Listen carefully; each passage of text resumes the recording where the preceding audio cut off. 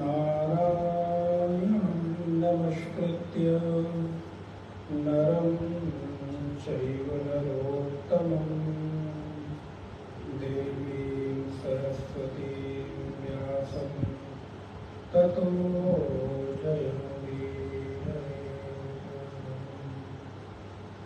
सदाशिवसमारम्भां शङ्कराचार्यमध्यमाम् अस्मदाचार्यपर्यन्तं वन्दे गुरुपरम्पराम्। वागर्धाविव सम्पृक्तौ वागर्धप्रतिपत्तये जगतः पितरौ वन्दे पार्वती परमेश्वरौ।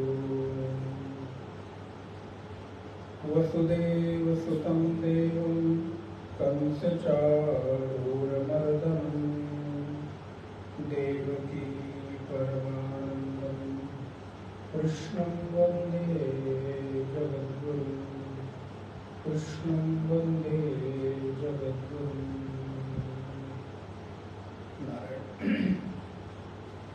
श्लोक नंबर 24 से पाठ करेंगे 13वें अध्याय के। ओम श्री परमात्मने नमः। ध्यानेनात्मनि पश्यन्ति केचित् आत्मनमात्मनः अन्ये सांख्येन योगेन कर्मयोगेन चापरे अन्ये त्वैवमजानन्तः श्रुत्वान्येभ्यः उपासते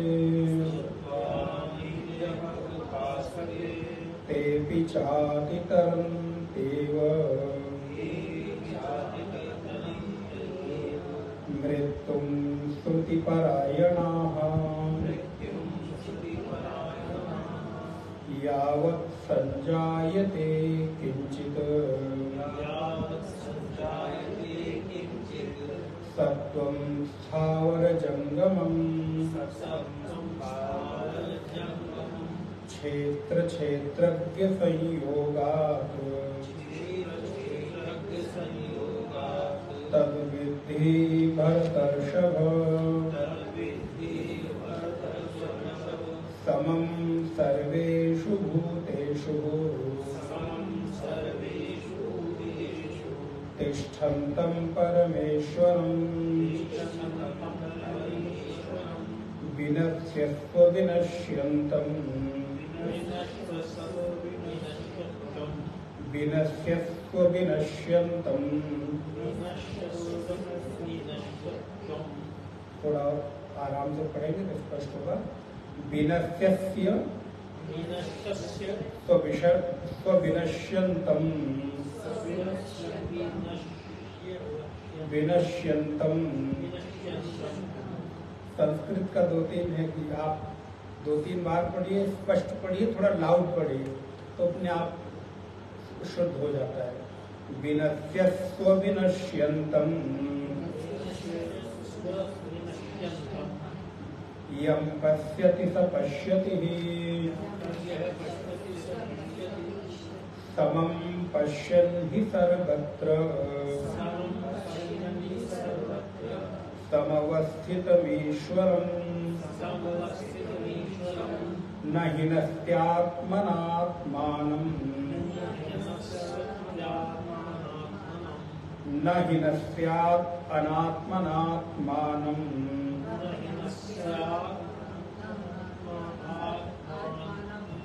न हिनस्त्यात्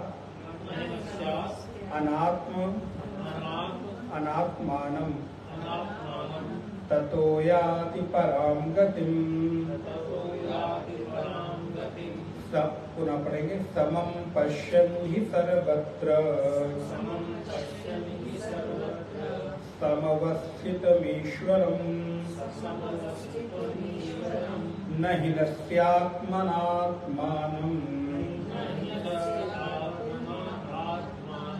ततो याति परां गतिम्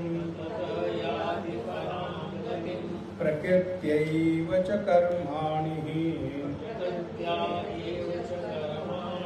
प्रकृत्यैव च कर्माणि क्रियमाणानि सर्वशः यः पश्यति तथात्मानम् अकर्तारं स पश्यति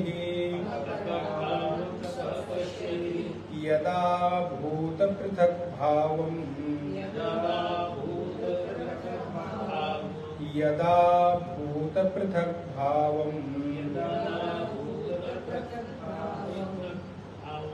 एकस्थम् अनुपश्यति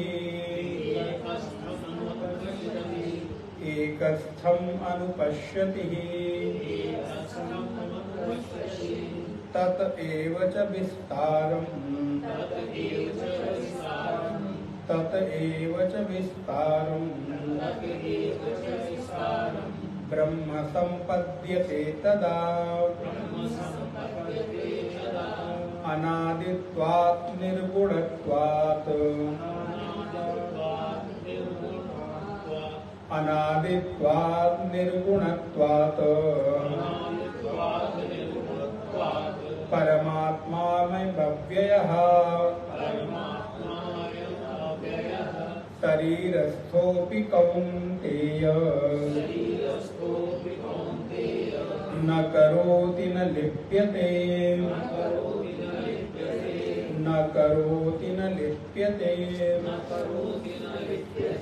नारायण।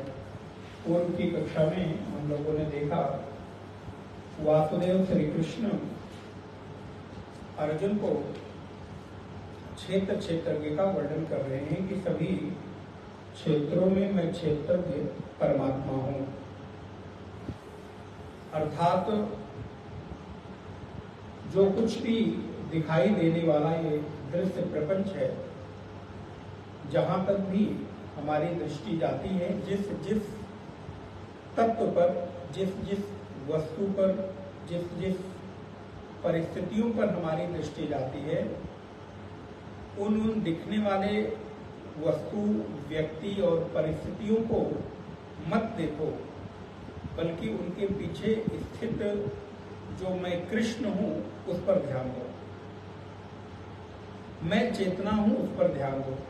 क्योंकि जब तक तुम्हारी दृष्टि सूक्ष्म नहीं होगी, जब तक तुम्हारी दृष्टि आंतरिक नहीं होगी, जब तक तुम्हारी दृष्टि परिस्थितियों के पीछे की स्थिति को देखने में समर्थमान नहीं होगी, तब तक तुम बाह्य दृश्य पर, बाह्य परिस्थिति पर, बाह्य वस्तु पर निर्भर होकर और उसके अनुकूल वर्तन करते रहोगे, उसके अनुकूल कार्य करते रहोगे, और परिणाम होगा कि फिर हम और आप केवल बाह्य परिस्थिति तक ही निर्भर हो जाएंगे, बाह्य परिस्थितियों तक ही हमारी सारी प्रतिक्रियाएं हो जाएंगी।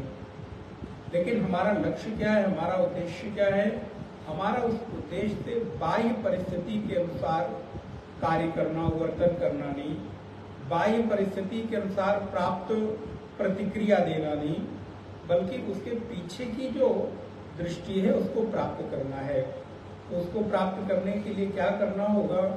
तो बोले जो प्रत्येक दृश्य में, प्रत्येक परिस्थिति में मुझ कृष्ण को देखने लगता है, फिर वो धीरे धीरे बाहर की परिस्थितियों के अनुसार प्रतिक्रिया देना कम करने लगता है, बंद करने लगता है। और एक समय ऐसा आता है कि फिर बाहर की कितनी से कितनी भी प्रतिकूल परिस्थिति क्यों ना हो, वो मुझे कभी प्रभावित नहीं कर सकती। हम उसके क्यों?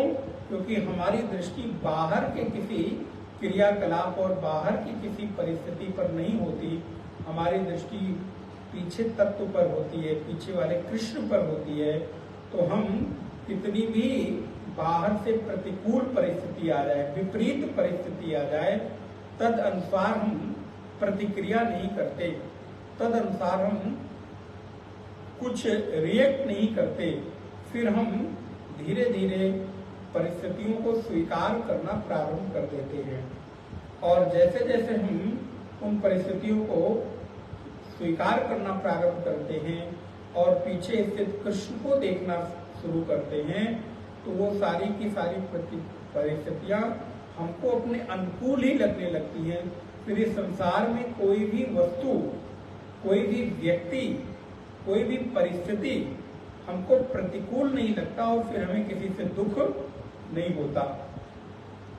आज हमारे दुख का कारण यही है कि बाहर की परिस्थितियां हमको प्रतिकूल लगती, बाहर की परिस्थितियां हमको हमारे विपरीत लगती है, तो हमको लगता है कि ये व्यक्ति, ये परिस्थिति सब हमारे दुख का कारण है।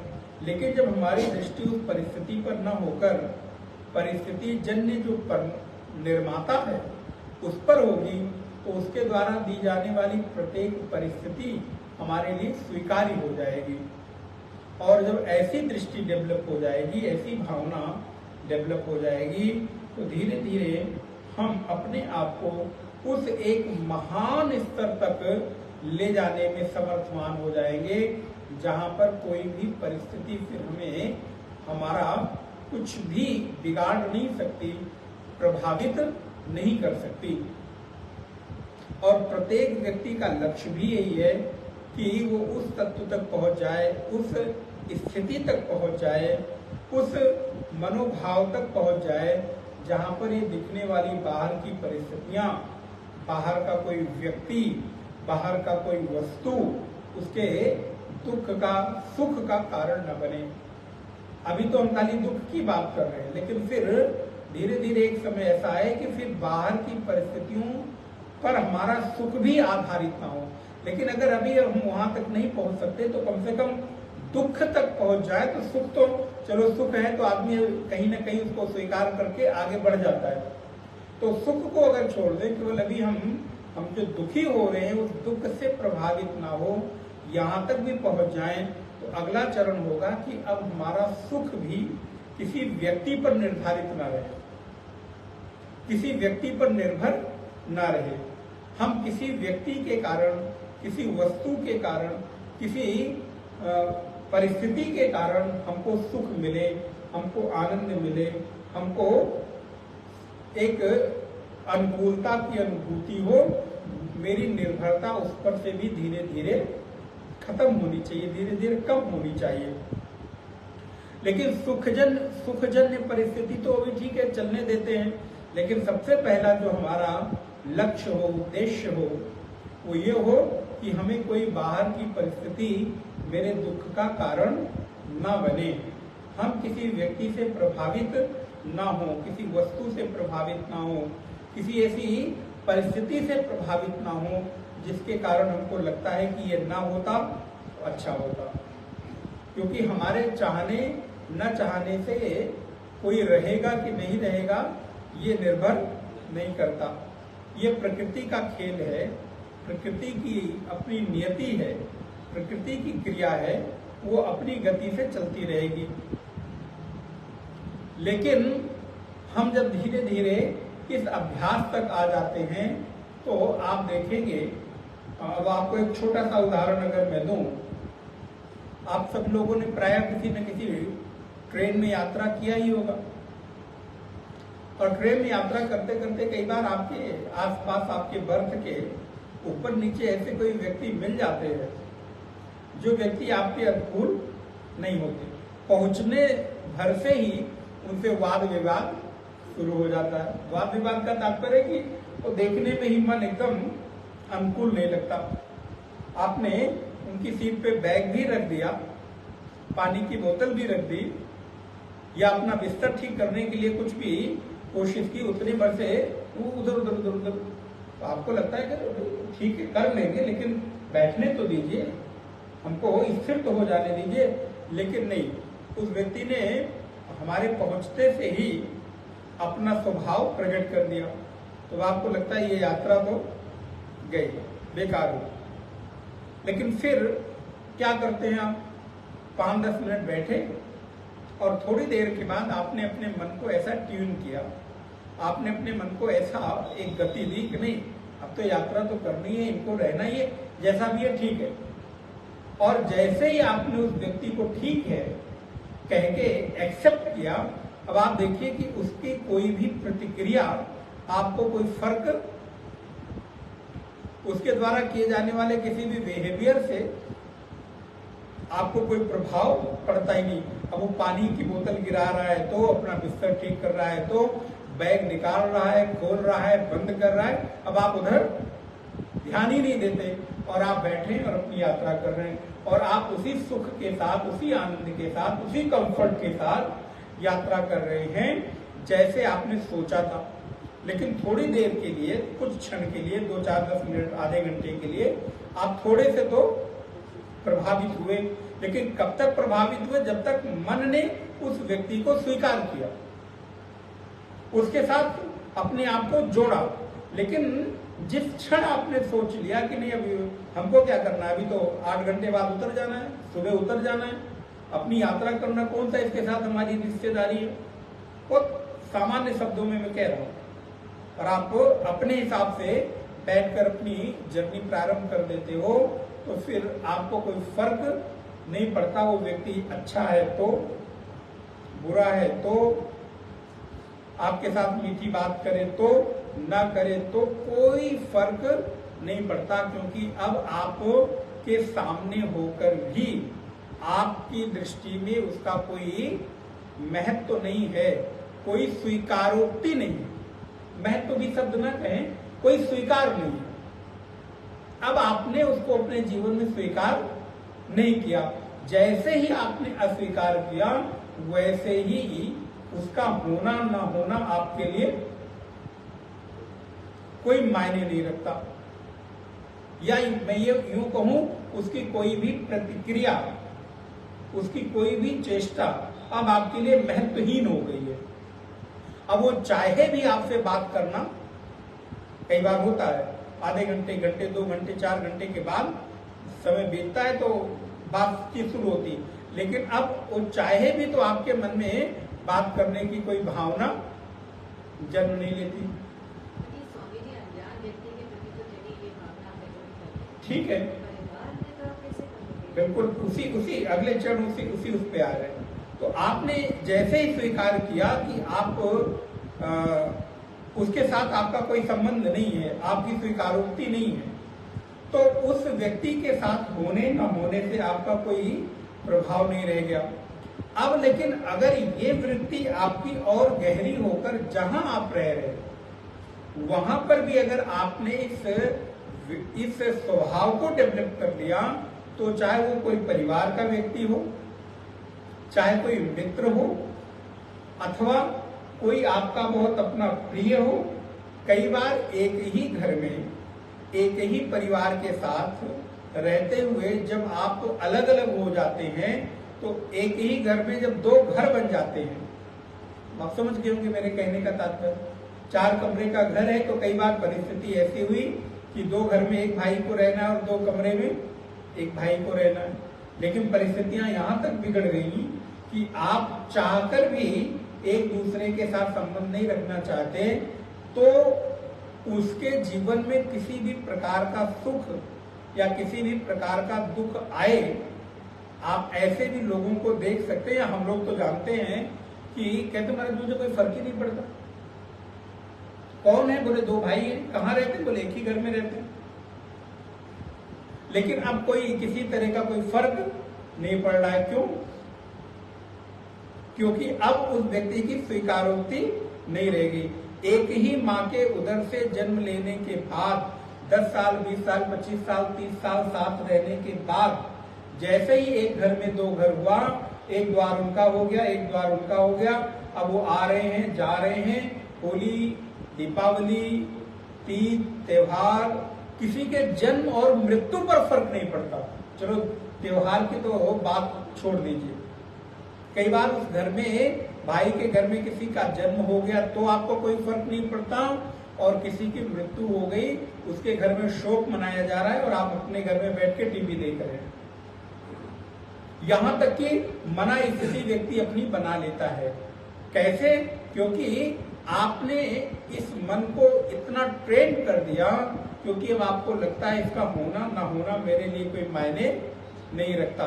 लेकिन बस सबसे बड़ी बात है कि आप कितनी जल्दी और कितनी दृढ़ता के साथ ये मान बैठते हैं, ये स्वीकार कर बैठते हैं कि मेरा संबंध इसके साथ कितना है और कितना नहीं है।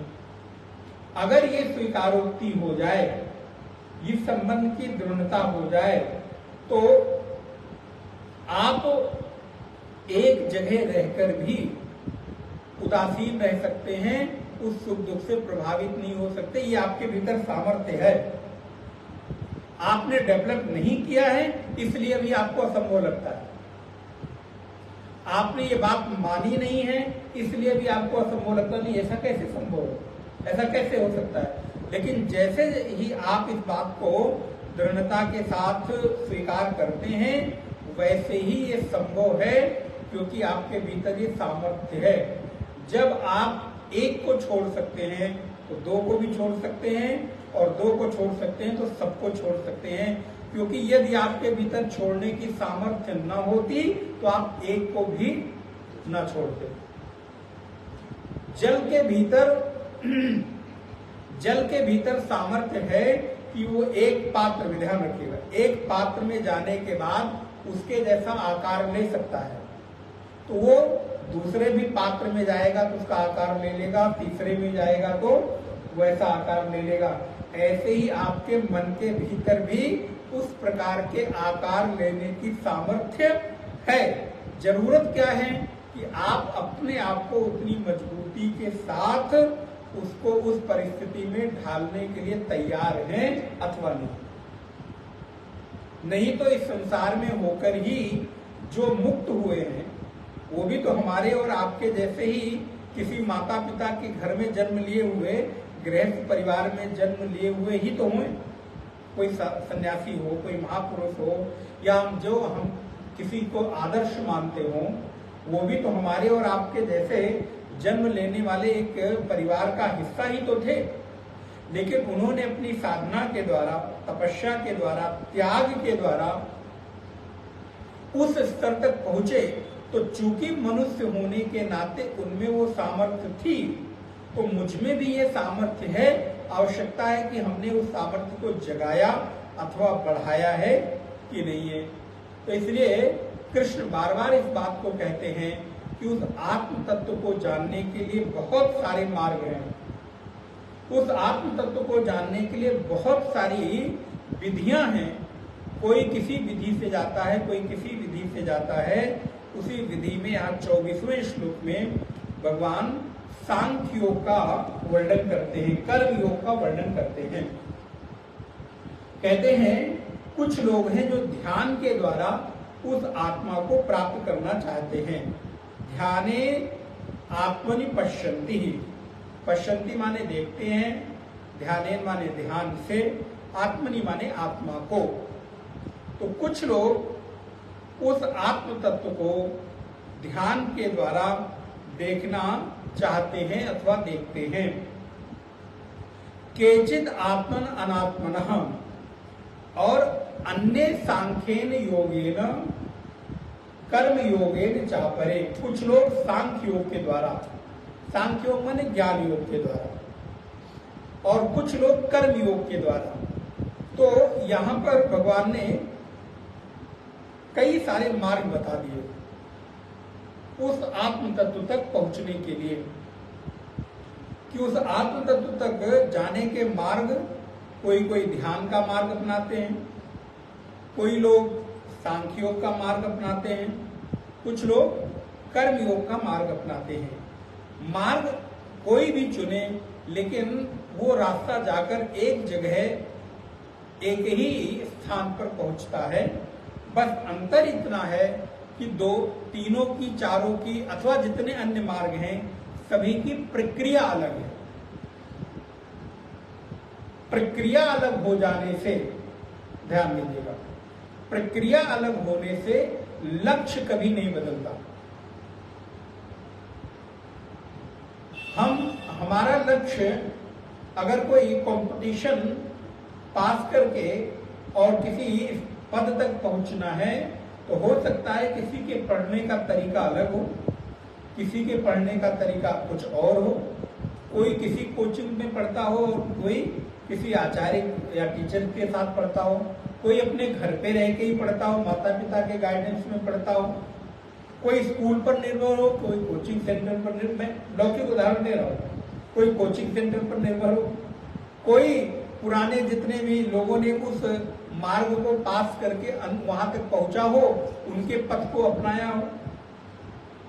लेकिन क्या जितने भी लोगों ने अलग अलग मार्ग चुना, उनके मार्ग अलग अलग चुनने से लक्ष्य अलग हो गया क्या? बोले नहीं, लक्ष्य सबका एक ही है। कोचिंग में जा रहे हैं तो, किसी इंडिविजुअल व्यक्ति से पढ़ रहे हैं तो, खुद से सेल्फ स्टडी कर रहे हैं तो, कॉलेज में पढ़ रहे हैं तो, लक्ष्य क्या है? बोले महाराज जी ये कंपटीशन हमको पास करना है, तो इस कंपटीशन में हमको आगे आना है। तो इसलिए लक्ष्य अलग होने से, प्रक्रिया अलग होने से लक्ष्य अलग नहीं हो सकता। उसी प्रकार चाहे वो सांख्य योग हो, ज्ञान योग हो, कर्म योग हो, भक्ति योग हो, ध्यान योग हो, अष्टांग योग हो, किस जितने भी प्रकार के मार्ग हमारे शास्त्रों में वर्णन किए गए, वो सब एक ही लक्ष्य तक पहुंचाते हैं। फिर अब प्रश्न उठेगा महाराज जी फिर इतने मार्ग बताए क्यों गए, हम भटक जाते हैं। कई बार व्यक्ति कितने कितने साल तो इसी में बिता देता है, भक्ति करूं कि ज्ञान में जाऊं कि कर्म करूं कि ध्यान करूं कि महाराज जी मेरा इष्ट कौन है, कितने साल तो निकल जाते हैं कि राम को मानूं कि कृष्ण को मानूं, शिव जी को मानूं कि हनुमान जी को मानूं कि सभी को मानूं। बोले देखिए ये इतने मार्ग सनातन धर्म में, अब दूसरे विषय पर आए, कई बार इनके कारण लोग सनातन धर्म पे उंगली उठाते कि आपके यहाँ तो कोई एक देवता नहीं है, एक किताब नहीं है,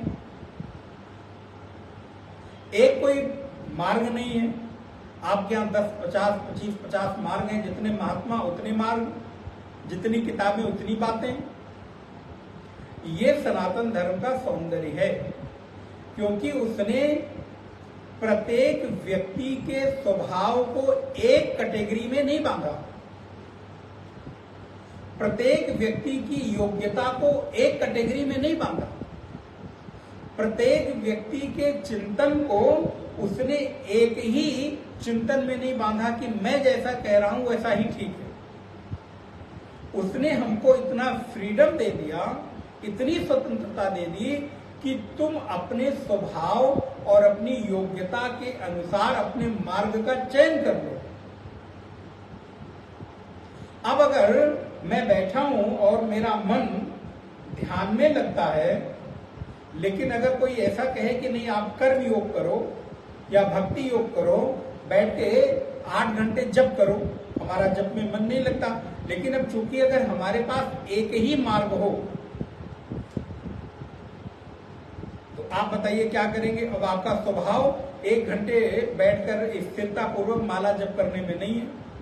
आपका तो मन होता है कि कुछ भी करना न पड़े, आंख बंद करके बैठा रहूं और भगवान का स्मरण करता रहूं। लेकिन चूंकि अब आपके पास इसके अलावा कोई दूसरा मार्ग है ही नहीं, तो क्या करेंगे? आपके पास कोई विकल्प ही नहीं। इसलिए हमारे ऋषियों ने, हमारे आचार्यों ने इतने मार्गों का निर्माण किया कि भाई आप देख लो, चुनाव कर लो, आपके भीतर स्वतंत्रता है। हम तुम्हें किसी एक बंधन में बांधकर उस तक पहुंचने की बात नहीं करते। तुम अपने स्वभाव, अपने कर्म, अपनी मनास्थिति, अपने योग्यता के अनुसार किसी मार्ग का चुनाव कर लो। और कदाचित तुमने कोई मार्ग चुन लिया और तुमको लगता है कि तुम वहां कंफर्ट फील नहीं कर रहे हो, तुमको वहां पे बहुत मजा नहीं आ रहा है उस साधना में, तो तुम्हारे पास विकल्प है कि अपना मार्ग बदल दो। लेकिन अब हमारे पास एक ही मार्ग हो और उसमें उतर जाए। मान लो इस आश्रम पर आने के लिए एक ही सड़क हो और आपने उस गली में अपनी गाड़ी मोड़ दी। अब इतना ट्रैफिक, इतने खड्डे, इतने ऊंचे नीचे ब्रेकर इस मार्ग में हो यहां तक आने के लिए, तो आप फंस गए। क्योंकि अब आपके पास एक ही गली थी और उस गली में आपने गाड़ी मोड़ दी। अब आप पीछे भी नहीं कर सकते क्योंकि पीछे पूरा भीड़ लगा हुआ, इधर उधर कहीं आने जाने का मार्ग नहीं है। तो अब क्या करोगे? आप पूरे रास्ते भर परेशान होते रहोगे। लक्ष्य के पहुंचने के पहले ही आप अपने लक्ष्य पर नहीं पहुंचने का जो उत्साह है वो आपके भीतर आ जाएगा। आपको लगेगा छोड़ो, इतनी भीड़ है, इतना ट्रैफिक है, इतना खड्डा है, इतना ब्रेकर है, कौन जाता है।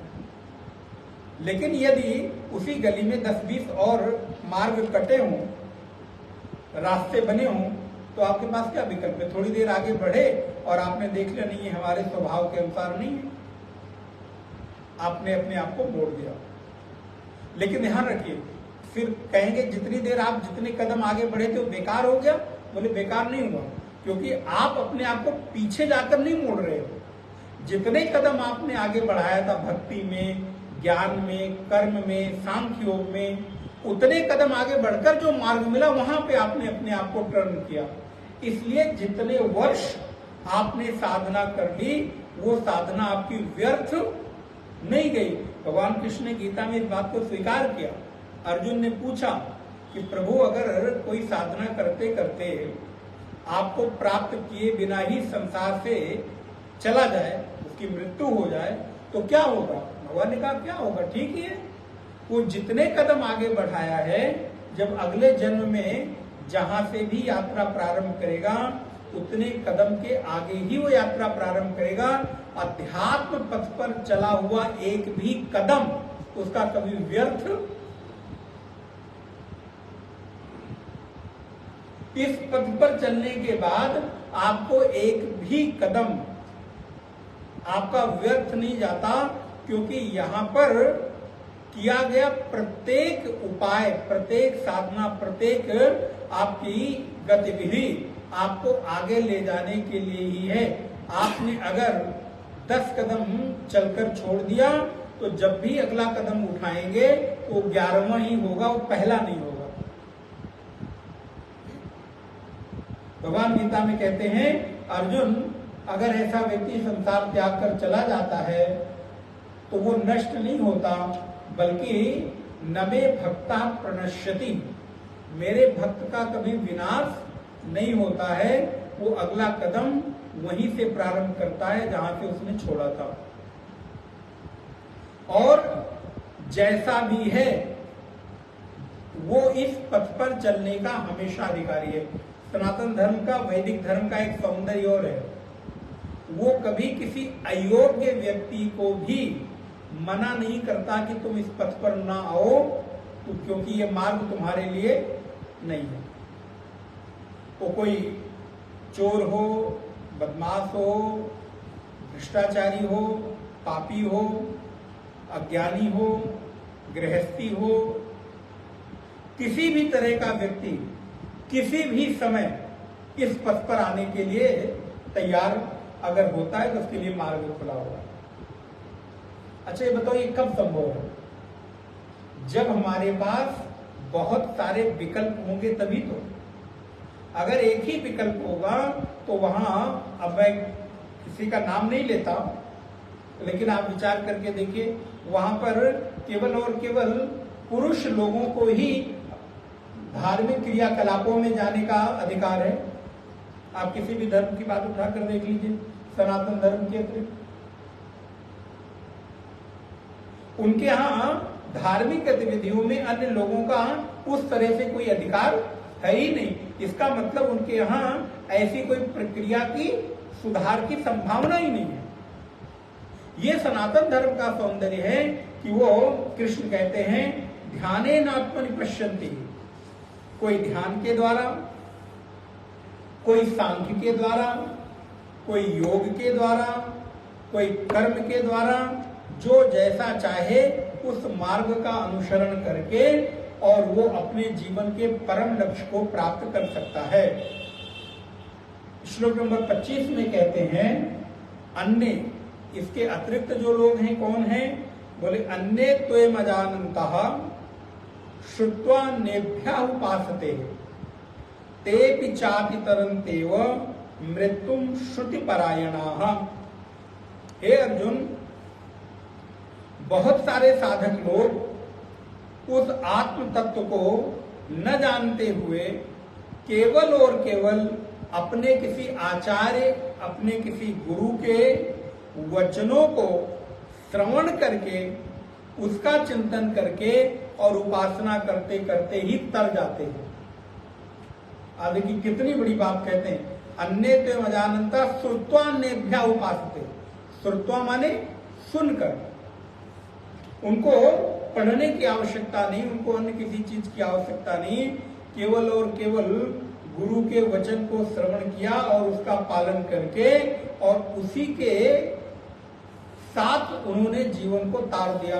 ऐसे कितने उदाहरण हैं। कबीर को देखो, रहीम को देखो, मीरा को देखो, सबसे बड़ा उदाहरण शबरी को देखो। उस भीलनी जाति की शबरी जब अपने गुरु मतंग की सेवा में आई तो युवा अवस्था में आई। तो भीलनी का जो स्वरूप दिखाते हैं बूढ़ा, वो जब आई थी तो युवा थी। ऐसी कथा मिलती है कि उसका विवाह होने जा रहा था, विवाह में उसने कुछ ऐसे वचन सुने और उसका मोह भंग हुआ और वहीं विवाह मंडप से ही वो घर त्याग कर और मतंग ऋषि की सेवा में आ गई। और कब तक रही? पूरी वृद्धावस्था तक सेवा करती रही। और सेवा कैसे की? कि इतने वर्षों तक सेवा करते करते मतंग ऋषि को पता भी नहीं चला कि कौन उनकी सेवा कर रहा है। प्रातः काल उठकर पानी मटके में भर के रख देती, झाड़ू बुहारू कर देती, फूल तोड़कर ला देती, फल तोड़कर लाकर रख देती, और जैसे ही मतंग ऋषि का कुटिया से बाहर निकलने का समय होता वो चुपके से गायब हो जाता। जब बाहर निकलते तो देखते कौन है कि हमारे कुटिया के बाहर निकलने के पहले पानी भी भर के रख दिया, जल भी रख दिया, लकड़ियां भी रख दी, फल भी रख दिया, फूल भी रख दिया, चौका और झाड़ू बुहारू भी कर दिया। और ऐसे सेवा करते करते एक दो नहीं, दसियों वर्ष बीत गए और शबरी मतंग ऋषि की सेवा करती रही। एक दिन मतंग ऋषि को मौज आई कि अब ये इस जगह नहीं रहना, छोड़ देंगे, ये जगह नहीं रहने का मन कर रहा है। और उन्होंने अपने विचार रखे कि अब कल प्रातः काल में इस स्थान का त्याग करके किसी अन्य अनजान स्थान पर चला जाऊंगा, वहां रहकर साधना भजन करूंगा। जब ये बात भीलनी को पता चली, शबरी को पता चली, तब वो बाहर प्रकट हुई और चरणों में सिर रखकर रोने लगी। गुरुदेव, इतने वर्ष तो मैं आपके सहारे अपने जीवन को मैंने व्यतीत कर दिया, क्योंकि अन्य कोई मेरे जीवन में उद्देश्य था ही नहीं। आपकी सेवा करना और आपके चिंतन, आपके भजन के द्वारा मैंने अपने जीवन को पूरा कर दिया। लेकिन अब आप भी चले जा रहे हैं तो मैं किसके सहारे रहूंगी, क्या करूंगी?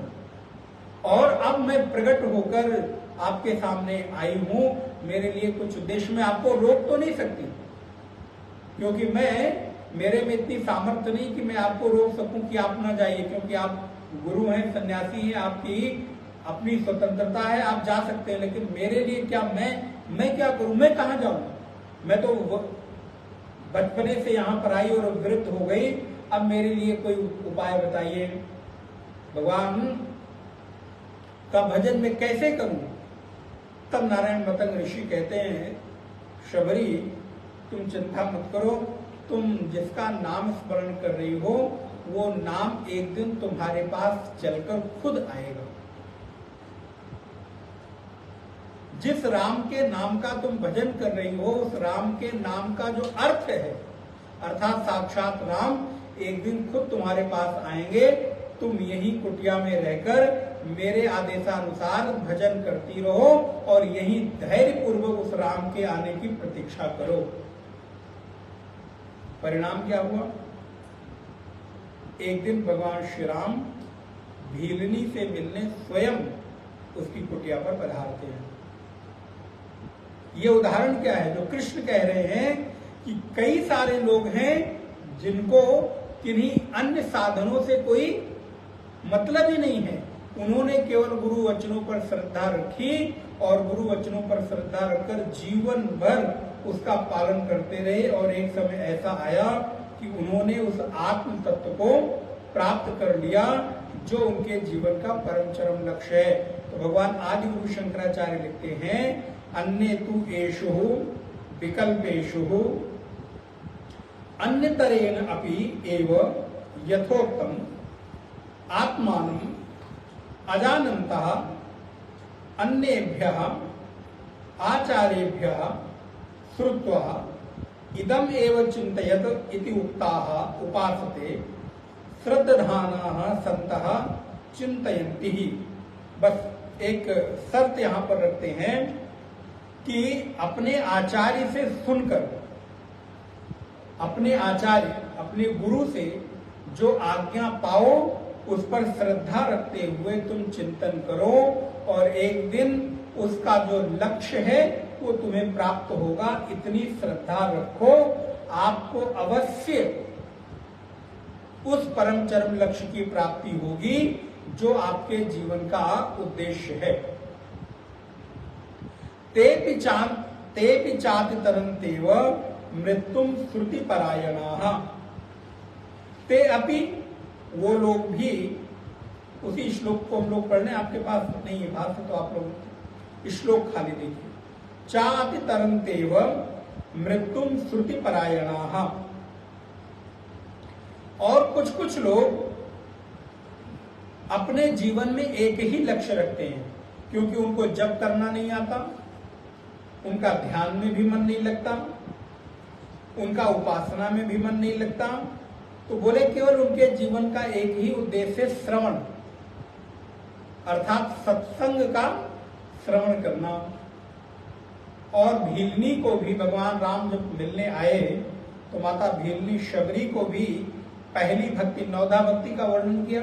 तो नवधा भक्ति में पहली भक्ति यही बताया, प्रथम भगति संतन कर संगा, दूसर रति मम कथा प्रसंगा, गुरुपद पंकज सेवा, तीसरी भगति अमान, चौथी भगति मम गुण गण, करहि कपट तजिगान। तो पहली भक्ति ही भगवान श्री राम माता शबरी को कहते हैं कि प्रथम भगति संतन कर संगा। पहली भक्ति क्या? संतों का संग। यदि आपके जीवन में ये प्रारंभ हो गया कि आप किसी संत से, किसी गुरु से, किसी आचार्य से जुड़ गए, उनका संग आपने कर लिया, तो उनके संग का दूसरा परिणाम क्या होगा? श्रवण। क्योंकि महात्मा के पास आप जाओगे तो क्या करेंगे? बैठ के गृहस्थी की चर्चा तो करेंगे नहीं। थोड़ी देर, 2 मिनट 5 मिनट औपचारिकता में इतनी बात होगी, कैसे है, क्या हो रहा है, सब ठीक है, क्या चल रहा है। लेकिन उसके बाद तो कहेंगे भाई थोड़ी देर बैठ के गीता पढ़ लो। अच्छा क्या करते हैं? कुछ साधना भजन पूजन करते हैं? नहीं। तो अच्छा ऐसा करो, रोज 5 दोहे का पाठ किया करो। फिर महात्माओं के पास हम जाएंगे तो उनको क्या बताएंगे? साधु कभी चमत्कार में भरोसा नहीं रखते, ध्यान रखिएगा। पूज्य गुरुदेव के पास बहुत सारे लोग आए कि आप कोई चमत्कार कर सकते हैं। कितने सारे उन्होंने उदाहरण दिए, बोले रोज इस प्रकृति में इतने चमत्कार घटित हो रहे हैं, तुमको चमत्कार नहीं दिखाई दे रहा? गाय खाती है हरा चारा और दूध देती है बिल्कुल सफेद, एक भी हरे रंग का उसमें अंश नहीं होता, एक भी हरा रंग उसमें दिखाई नहीं देता। बोले प्रकृति का इससे बड़ा चमत्कार क्या होगा? तुम्हारे भीतर रोज चमत्कार घटित हो रहा है। पूज्य गुरुदेव की वाणी है कि प्रातः काल सुबह होती है और रात्रि तक आप केवल भोजन करने का काम करते हो। भोजन पचता कैसे है, किस विधि से पचता है, उस भोजन के जितने अवयव हैं शरीर में कब कैसे किस रूप में परिवर्तित होते हैं, तुम कुछ करते हो? हमारे पास केवल एक ही विकल्प है, खाने का। उसके बाद उस खाने से रक्त बनता है, मज्जा बनती है, मेद बनता है, चर्बी बनती है, अस्थि बनती है, चमड़े बनते हैं, वीर्य बनता है, हमारे भीतर रक्त बनता है। इतनी सारे, आप देखिए आपने खाया अन्न और उस अन्न का प्रोसेस क्या क्या हो गया, जिसको चाहकर भी कितना भी विज्ञान आज हो जाए, लेकिन किसी भी अन्न के द्रव्य को गलाकर वो रक्त मज्जा मांस अस्थि मेद बना सकता है क्या? रुधिर बना सकता है क्या?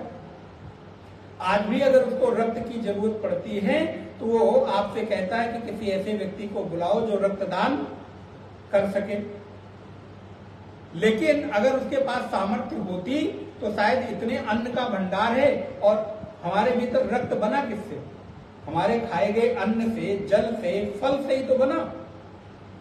तो यदि आपके भीतर सामर्थ्य हो तो आप उसको निर्मित कर लो, मांस बना लो। हमारे शरीर के ऊपर ये जो पैकिंग दिखाई दे रही है, चमड़ा, ये पैकिंग ही है, इसका कोई महत्व नहीं है। जैसे आप कोई चीज लेने जाते हैं तो ऊपर से कितनी सुंदर पैक कर दी जाती है, अंदर पता नहीं क्या क्या भरा रहता है। वैसे ये चमड़ा आपके शरीर की पैकिंग है। अगर अभी आप इसके एक परत को हटा दो तो आप देखो अंदर की चीज को आप देख नहीं सकते। और इस परत पर, इस पैकिंग पर अगर थोड़े से भी दाग धब्बे लग जाएं तो आपको कितना अनकंफर्ट फील होता है। कोई व्यक्ति ऐसा आ जाए जिस व्यक्ति के इस पैकिंग के ऊपर, इस चमड़े के ऊपर थोड़ा सा भी कोई परिवर्तन आ गया हो अंग में, तो आपको देखिए आपको कितना अटपटा लगता है। तो इस शरीर के भीतर क्या है? मांस है। अभी आप इसको काटो तो क्या मिलेगा? गेहूं मिलेगा क्या? चावल मिलेगा? सब्जियां नहीं मिलेंगी। आपने कितनी महत्वपूर्ण चीजें खाई हो उससे कोई मतलब नहीं। तो गुरुदेव कहते हैं इससे बड़ा प्रकृति का चमत्कार क्या होगा? तो नित्य तो हमारे जीवन में आए दिन चमत्कार घटित हो रहा है, लेकिन हम चमत्कार किसको मांगते हैं कि हम बैठे और हमने हाथ ऊपर किया, भभूत आ गई, हमने हाथ इधर किया, फल आ गया, हमने कुछ और जादू टोने टोटके बता दिए। बोले लोग चूंकि इतने ज्यादा उनमें धैर्य का अभाव हो गया है, वो ऐसे छोटी छोटी चीजों को ही बहुत बड़ी सिद्धि और उपलब्धि मान लेते हैं, जो कि इस प्रकृति में उस सिद्धि का कोई मतलब ही नहीं है। आप जितने बड़े भी चमत्कारी लोग इस समय आपको दिखाई दे रहे हो, किसी को भी गेहूं, चावल, फल, सब्जी दीजिए और कहिए से जरा रक्त बना के दिखाओ, इसे अस्थि बना के दिखाओ, चर्म बना के दिखाओ। तो प्रकृति तो हमारे भीतर नित्य चमत्कार घटित कर रही है, हमारी दृष्टि उस पर नहीं जाती। हमारी दृष्टि किसी ऐसे व्यक्ति पर चली गई जहां से हमको लगता है कि बस तात्कालिक हमको कोई लाभ दिख जाएगा, क्योंकि मनुष्य की बुद्धि इतनी क्षुद्र हो गई है कि वो ऐसी ऐसी चीजों में ही उलझकर अपने आप को समाप्त कर देना चाहता है। तो भगवान कहते हैं अर्जुन, ते विचात तरंतेव मृत्यु श्रुति परायणा। ऐसे लोग जो केवल श्रवण को ही साधना मानकर, श्रवण करके ही अपने मृत्यु को सुधार लेते हैं, वो लोग भी उस आत्म तत्व को प्राप्त कर लेते हैं, जिसको प्राप्त करने के लिए किसी ने अन्य साधन अपनाए होते हैं, किसी ने अन्य प्रकार की चीजें की होती हैं। तो इस संसार में उस आत्म तत्व को प्राप्त करने के लिए विभिन्न प्रकार के मार्ग हैं। तो क्या क्या मार्ग हो गया? बोले ध्यान का मार्ग हो गया 24वें श्लोक में, सांख्य का मार्ग हो गया, योग का मार्ग हो गया, कर्म का मार्ग हो गया, श्रवण का मार्ग हो गया, गुरु आज्ञा और गुरु शरणागति का मार्ग हो गया। तो इन मार्गों को अपनाने के बाद व्यक्ति क्या होता है, तो कहते हैं, अब आपके पास ये नहीं है, ये पुस्तक आपको नहीं दिखेगा, मैं खाली पढ़ सकता हूं। ते अपि चा अतितरन्ति ही एव अतिक्रामन्ति ही एव मृत्युम मृत्युयुक्तम संसारम इति एतत् श्रुतिपरायणाः। श्रुति ही श्रवणम परम अयनम गमनम मोक्ष मार्ग प्रवृत्तौ परम साधनम एषाम ते श्रुतिपरायणाः केवल परोपदेश प्रमाणाः स्वयं विवेक रहिताः इति अभिप्रायः। बोले जो लोग केवल वेदों को श्रवण करने तक सीमित रहते हैं, उनके पास और कोई मार्ग नहीं है, वो केवल सत्संग श्रवण करते हैं, प्रवचन श्रवण करते हैं, स्वाध्याय करते हैं, वेद श्रवण करते हैं और कहते हैं महाराज हमारे पास न साधन है, न भजन है, न जप है, इसके अलावा कुछ नहीं कर पाते। बोले ऐसे लोग भी मृत्यु को पार करके अमृत तत्व को प्राप्त कर लेते हैं। देखिए हम लोगों ने कितना बड़ा साधन भगवान ने बता दिया कि आपको कुछ भी नहीं करना है। यदि आपने स्वाध्याय करना प्रारंभ कर दिया, केवल श्रवण करना प्रारंभ कर दिया, वेदों का पठन पाठन प्रारंभ कर दिया, तो भी एक समय ऐसा आएगा कि आप उस आत्म चेतना को प्राप्त कर लेंगे। लेकिन आवश्यकता है कि आप श्रद्धा के साथ वेदों का श्रवण करें, उपनिषदों का श्रवण करें, गीता आदि शास्त्रों का श्रवण करें। और फिर गोस्वामी जी कहते हैं कितना श्रवण करें? बोले महाराज गीता एक बार पढ़ ली, बोले 2 बार पढ़ ली, 3 बार पढ़ ली। बोले तब तक पढ़ते रहो जब तक गीता पढ़ते पढ़ते गीता ही ना हो जाओ, क्योंकि एक बार पढ़ने की बात नहीं है, 2 बार पढ़ने से काम नहीं बनेगा। इसलिए रामचरितमानस में लिखते हैं भर ही निरंतर हो ही न पूरे, अर्थात इस कानों के माध्यम से आप अपने अंतःकरण में इतना श्रवण करते जाओ, इतना श्रवण करते जाओ, तब तक श्रवण करते जाओ जब तक कि इस हृदय में आपके आराध्य प्रकट न हो जाए। भरे निरंतर हो ही न पूरे, आपके हृदय में श्रवण की इतनी सामर्थ्य बढ़ जाए कि मैं हमेशा श्रवण करता रहूं। महाराज पृथु ने, एक राजा हुए पृथु, आप लोगों ने नाम सुना हो, तो महाराज पृथु ने भगवान से ये वरदान मांगा कि प्रभु हमको 10,000 लोगों के बराबर सुनने की सामर्थ्य दे दो। बोले चूंकि हमारे पास और कोई साधन है नहीं, हमारे पास कोई और योग्यता नहीं है, तो मैं एक ही काम करूंगा। बोले क्या? बोले मैं सुनता ही रहूं, सुनता ही रहूं।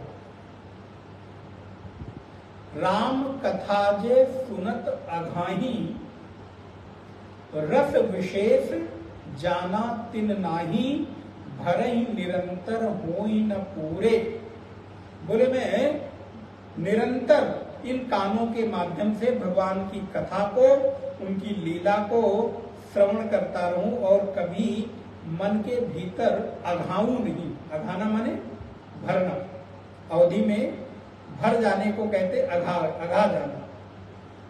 भोजन करते करते अब मैं अघा गया, तो रामचरितमानस तो अवधि में ही लिखी गई।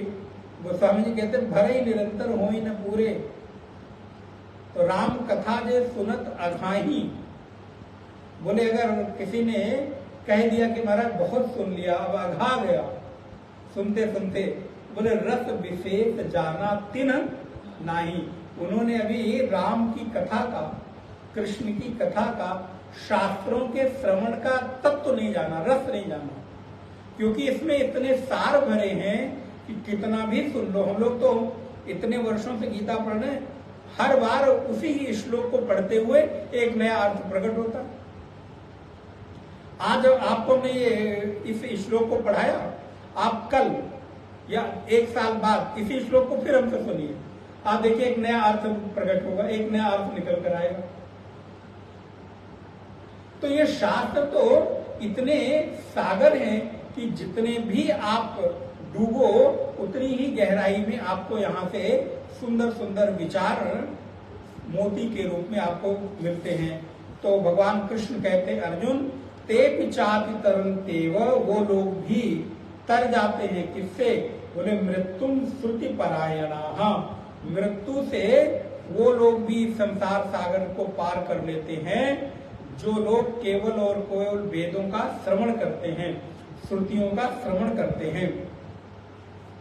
फिर भगवान कहते हैं यावत संजायते किंचित, श्लोक नंबर 26,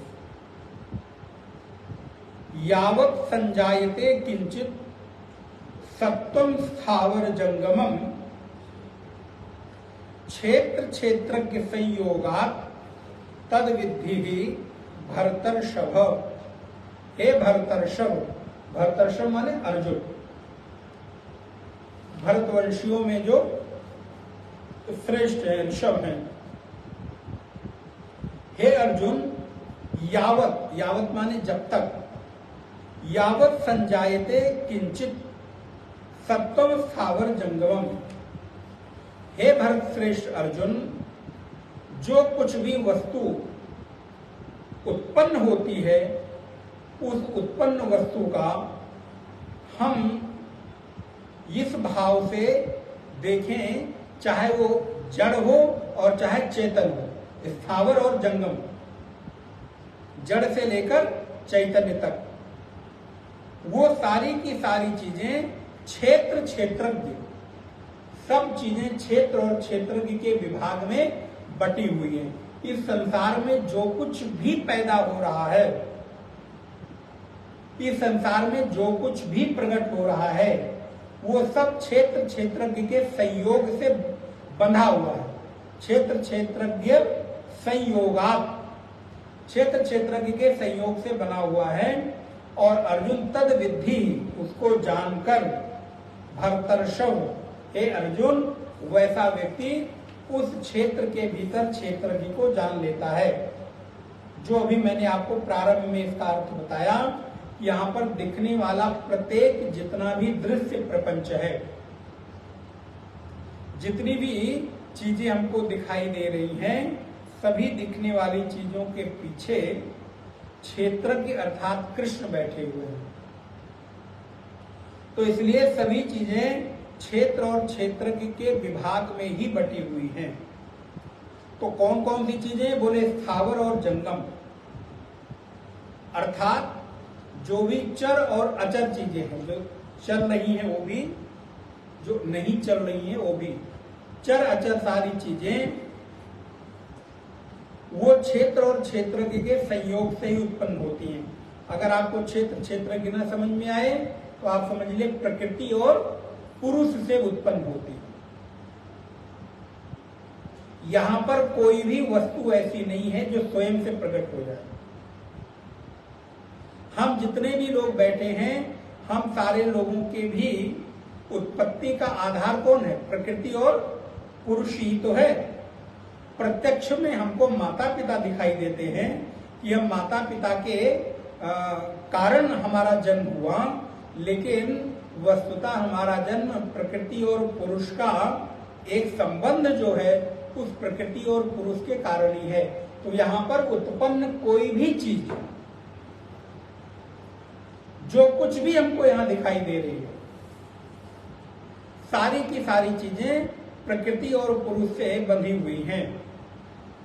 सब प्रकृति और पुरुष से उत्पन्न हुए हैं। इसलिए हे अर्जुन, प्रकृति और पुरुष से उत्पन्न इस तत्व को जानकर व्यक्ति अपने आप को उस तत्व में प्रतिष्ठित कर लेता है जहां पर उसको किसी अन्य वस्तु से कभी घृणा और द्वेष नहीं होती। अच्छा, जैसे अभी आपको पता चल जाए कि सभी चीजें एक ही जगह से उत्पन्न हुई हैं, हमारे पास 1 2 3 4 चीजें रख दी जाए और हमको पता चल जाए इन चारों में से कोई एक चीज आपको लेनी हो, तब आप चारों में से एक चीज लेने में झिझकेंगे जब तक आपको ये न पता हो कि कौन महंगी है और कौन सस्ती है, कौन अच्छी है और कौन खराब है। लेकिन अगर आपको ये बता दिया जाए चारों चीजें देखने में अलग अलग भले दिख रही है, एक लाल है, एक नीली है, एक काली है, एक पीली है, एक हरी है, लेकिन चारों चीजें हैं एक ही, मूल्य उतना ही है, कीमत उनकी वही है, एक ही फैक्ट्री में बनाए गए हैं और एक ही ब्रांड के हैं, रंग का अलग भेद है।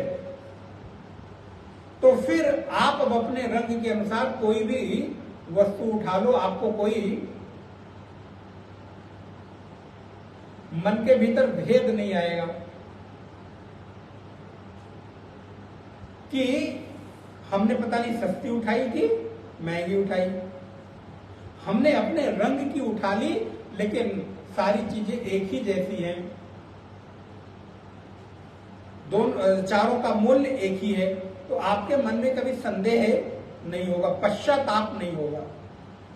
ठीक इसी प्रकार यदि आपको पता चल जाए कि संसार में प्रत्येक उत्पन्न होने वाली चीज उस प्रकृति से ही उत्पन्न है, उस प्रकृति क्षेत्र और क्षेत्र के संयोग से ही उत्पन्न है, तो कोई भी चीज आपके हिस्से में आ जाए आपको कभी दुख नहीं होगा। आज चूंकि हमारे जीवन में ये अनुभूति नहीं है, हमको लगता है जो अच्छा दिख रहा है वो महंगा होगा, जो अच्छा नहीं दिख रहा है वो सस्ता होगा। कोई व्यक्ति एक बड़े स्तर पर है तो वो बड़ा है, कोई छोटे स्तर पर है तो छोटा है। आज ये जो भेद हमारे भीतर है इसके कारण हमको दुख है। लेकिन यदि हमारी दृष्टि मनुष्य तत्व पर आ जाए तो बड़े और छोटे का भेद रह जाएगा क्या? अभी हमारी दृष्टि पद पर है, प्रतिष्ठा पर है, धन पर है, व्यक्तित्व पर है। लेकिन जिस दिन हम ये समझ जाएं कि नहीं, उत्पन्न होने वाली इस प्रकृति से प्रत्येक चीज उसी खान से पैदा हुई है, उसी एक तत्व से पैदा हुई है, उसमें कोई भेद नहीं है, फिर छोटे बड़े का, राग द्वेष का, घृणा करने का कोई औचित्य बचेगा ही नहीं। लेकिन चूंकि आज हमारी दृष्टि में भेद होने के कारण वस्तु में हमको भेद दिखाई देता है, यद्यपि वस्तु में कोई भेद नहीं है। तो भगवान कहते हैं अर्जुन, क्षेत्र क्षेत्र से उत्पन्न होने वाली वस्तु को जानकर व्यक्ति समत्व में प्रतिष्ठित हो जाता है। ये श्लोक बहुत इंपॉर्टेंट है, श्लोक नंबर 27। जो साधक, जो भक्त साधना में, ज्ञान में प्रतिष्ठित हैं, उनके लिए भगवान लक्ष्य बता रहे हैं कि आपका लक्ष्य क्या होना चाहिए। कब तक आपकी साधना पूर्ण नहीं हुई है, कब तक आपको जीवन में श्रवण, सत्संग, साधना, ध्यान करना है। बोले जब तक कि आपको सभी चीजों में समत्व की उपलब्धि न हो जाए। इस श्लोक को मैं पढ़ रहा हूं, दोबारा आप लोग पढ़िए, संभव हो तो याद कर लें, न संभव हो तो इसके अर्थ को कम से कम याद कर लें। समम सर्वेषु भूतेषु समम सर्वेषु भूतेषु तिष्ठन्तं परमेश्वरम् तिष्ठन्तं परमेश्वरम् विनश्यस्व विनश्यन्तम् विनश्यस्व विनश्यन्तम् यम पश्यति स पश्यति यम पश्यति स पश्यति समम सर्वेषु भूतेषु।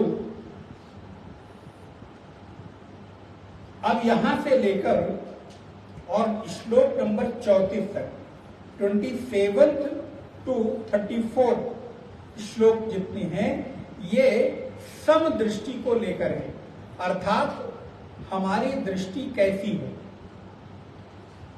जब आप साधना करते हैं, अब पता नहीं साधना का अर्थ आप लोग क्या समझते हैं, लेकिन जो भी आप ध्यान, उपासना, जप, पूजा पाठ, भगवान को धूप बत्ती, अगरबत्ती, दीप, सुबह उठकर प्रणाम करना करते हैं, उन सबका लक्ष्य क्या है?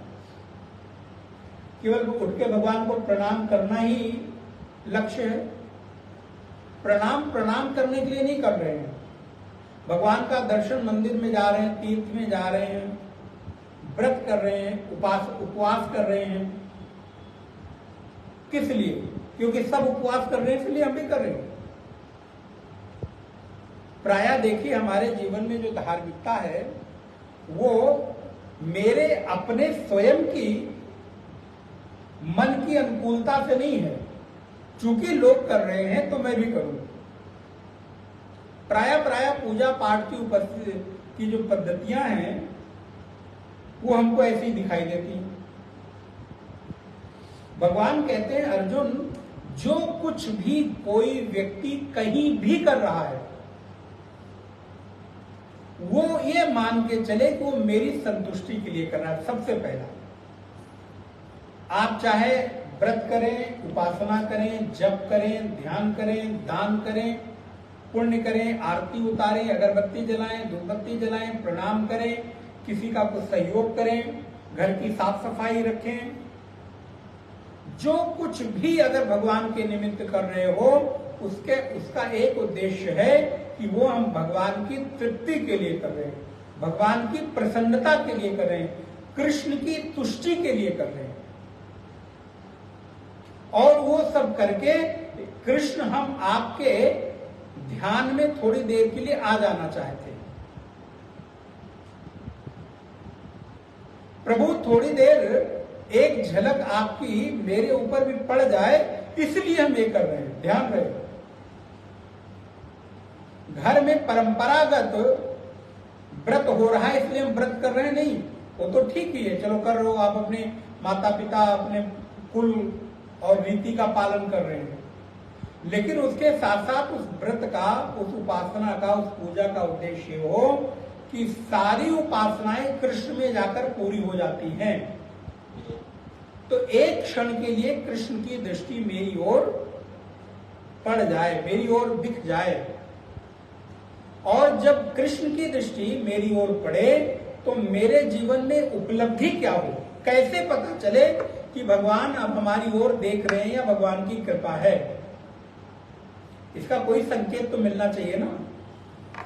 जैसे आप कोई चीज ग्रहण करते हैं, भोजन करते हैं, तो भोजन करते करते जब आपकी तृप्ति हो जाती है तो आपके माइंड को एक संदेश जाता है। विज्ञान तो यही कहता है, आपका पेट तब भरता है जब खाने वाली ग्रंथि से एक संदेश, एक मैसेज माइंड को जाता है।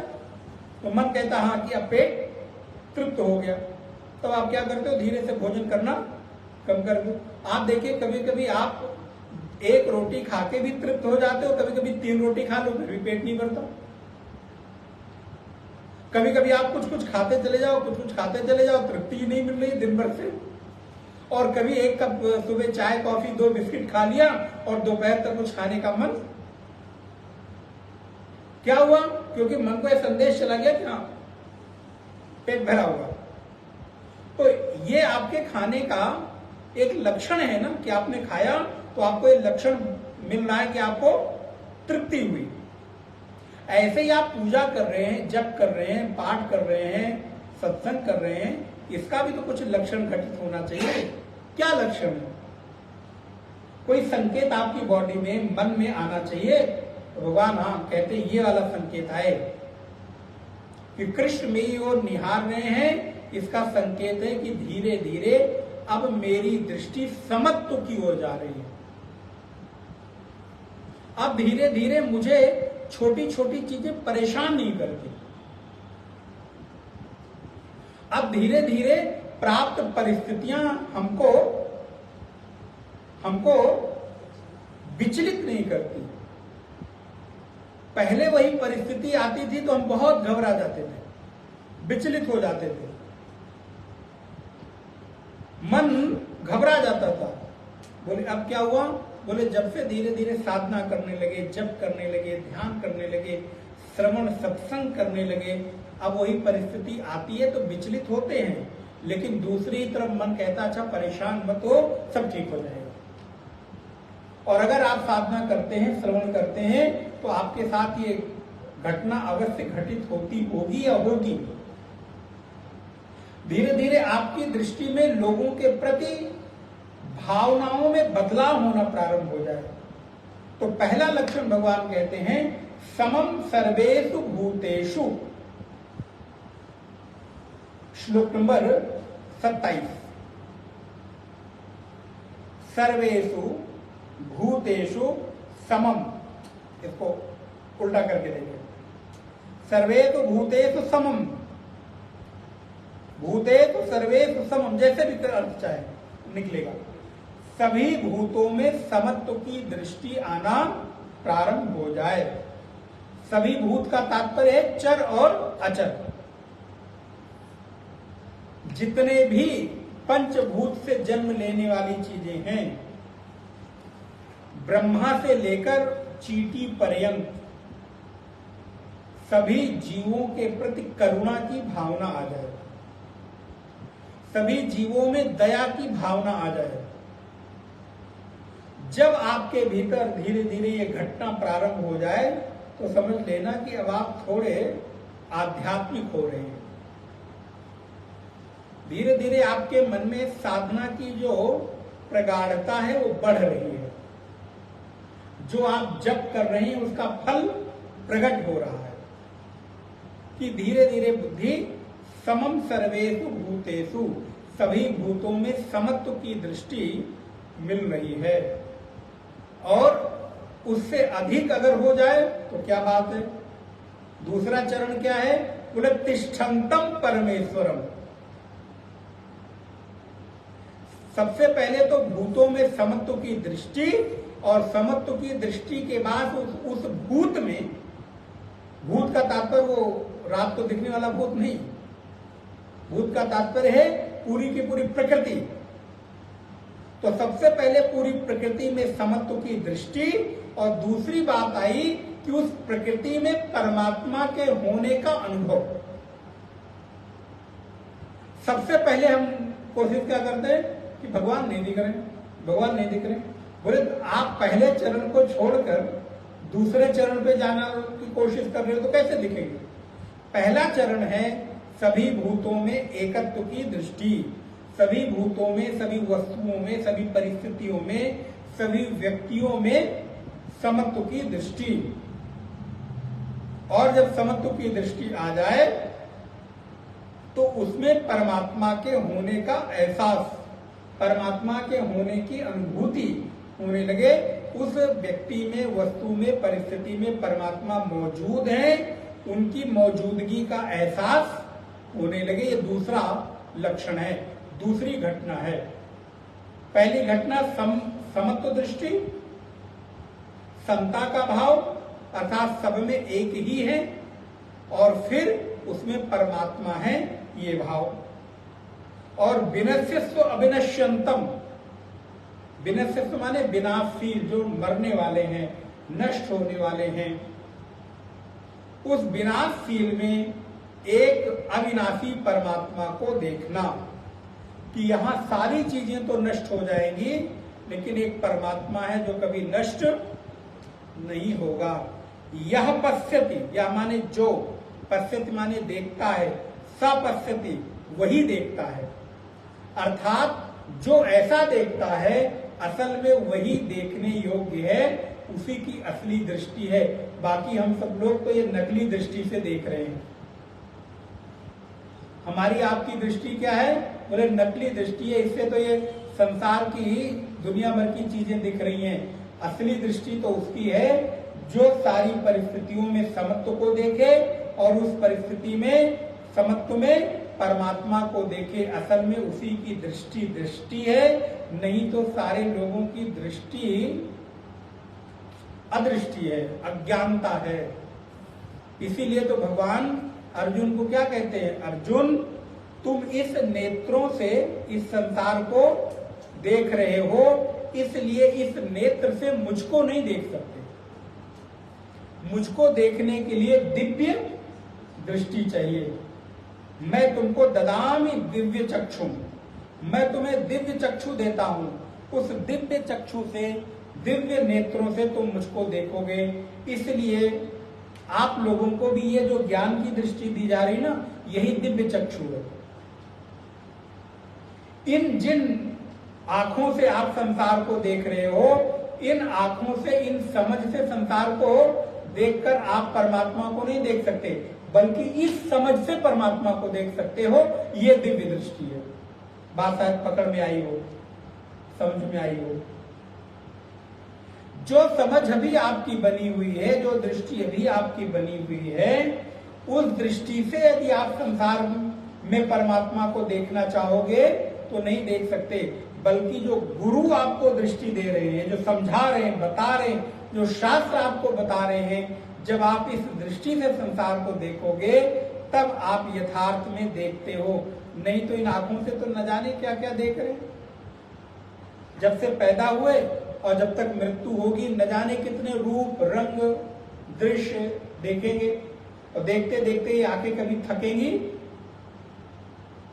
आप देखिए कितनी बार इन आंखों ने कितना रूप देखा, सौंदर्य देखा, नदी, पहाड़, झरने देखे, नदियां देखी, समुद्र देखा, लेकिन अभी तक ये आंखें देखते देखते थकी और वृद्धावस्था तक नहीं थकेंगी। ना विश्वास हो तो किसी वृद्ध व्यक्ति से पूछ लो, अभी भी कहेगा चलो यहां जरा घुमा दो, ये खिला दो। अरे यार, तुम जिंदगी भर खाते ही तो चले आए, अभी तक नहीं पेट भरा। बोले ये इंद्रियां ऐसी हैं कि इनको कितना भी तृप्त करो, कभी तृप्त। तो कहेगा जरा वो वाली गजल लगा दो, अभी तक इतना गजल सुने, गाने सुने, मन नहीं भरा। मृत व्यक्ति जो सैया पर लेटा हुआ है, उससे पूछो उसकी आखिरी इच्छा क्या है? कहेगा बेटे से मिला दो, पोते से मिला दो, बहू से मिला दो, इस देश में घुमा दो, ये व्यंजन खिला दो, ये गाना भजन, ये गजल सुना दो। राम राम बोले बनकर थोड़ी देर बाद चला देना। क्यों? क्योंकि ये इंद्रियां कभी तृप्त हुई नहीं विषयों से, और हो सकती नहीं, होंगी ही नहीं। इसलिए इस दृष्टि से, संसार वाली दृष्टि से परमात्मा को देखना चाहो तो कभी आप देख नहीं सकते। उसके लिए तो आपको ज्ञान रूपी, गुरु के वचनों से प्राप्त ज्ञान रूपी जो दिव्य चक्षु है, उसी को लेना पड़ेगा। इसलिए भगवान कहते हैं, ये श्लोक बहुत महत्वपूर्ण है। समम सर्वेषु भूतेषु तिष्ठन्तम परमेश्वरम। सभी भूतों में समत्व की दृष्टि के साथ जो परमात्मा को देखता है, जो विनाशशील चीजों में भी अविनाशी परमात्मा को देखता है, वही असल में देखता है। उसी की दृष्टि देखने योग्य है। आगे के विषय को हम लोग अगली कक्षा में देखेंगे। उसी विषय को और आगे बढ़ा रहे हैं श्लोक नंबर 28 से। दो बार भगवान का नाम स्मरण। श्री कृष्ण गोविंद हरे मुरारे, हे नाथ नारायण वासुदेव। श्री कृष्ण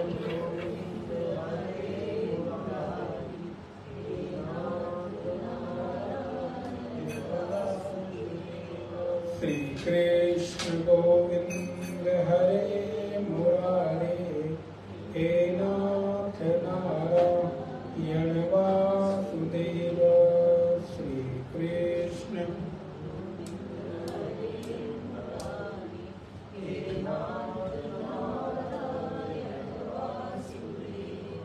श्री कृष्णचंद्र भगवान की। ओम पूर्णमदः पूर्णमिदं पूर्णात् पूर्णमुदच्यते पूर्णस्य पूर्णमादाय पूर्णमेवावशिष्यते। ओम शांति शांति शांति। हरि ओम। श्री गुरुभ्यो नमः। हरि ओम।